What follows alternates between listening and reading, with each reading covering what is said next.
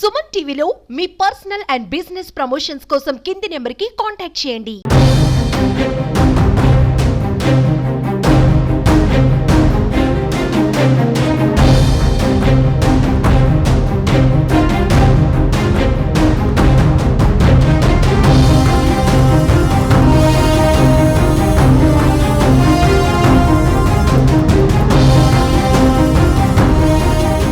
నన్ను ఎంపీగా మీరందరూ ఆ రోజు ఎంతో ఆశీర్వదించి ప్రభుత్వం టీఆర్ఎస్ది రెండవసారి అప్పుడే అధికారంలోకి వచ్చింది.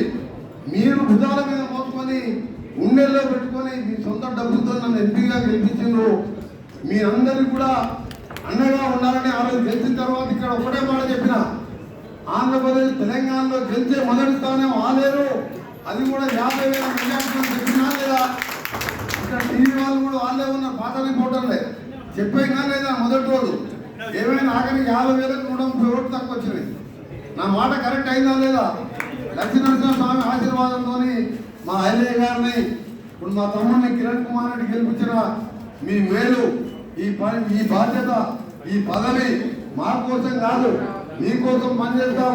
నేను ప్రిన్సిపల్ సెక్రటరీ ఈఎస్ఎల్లోనే ఎండబడి రోజు నా ఛాంబర్ పిలిపించుకొని నిన్న మధ్యాహ్నమే ఫైనాన్స్ లో దాన్ని 210 కోట్లతో మిషన్ భగీరథ నీళ్లు ఇంకా నెలలోపే టెండర్లు అయితే సెప్టెంబర్ మొదటి వారం రెండో వారంలో మోనిగిరిలో కానీ ఇక్కడ ఆలేరులో ఉన్న చివరి గ్రామం వరకు ప్రతి ఒక్కరు కూడా మిషన్ భగీరథ గోదావరి నీళ్లతో మంచినీళ్ళు తాగే విధంగా 210 కోట్లు నిన్ననే శాంక్షన్ చేయించడం జరిగింది.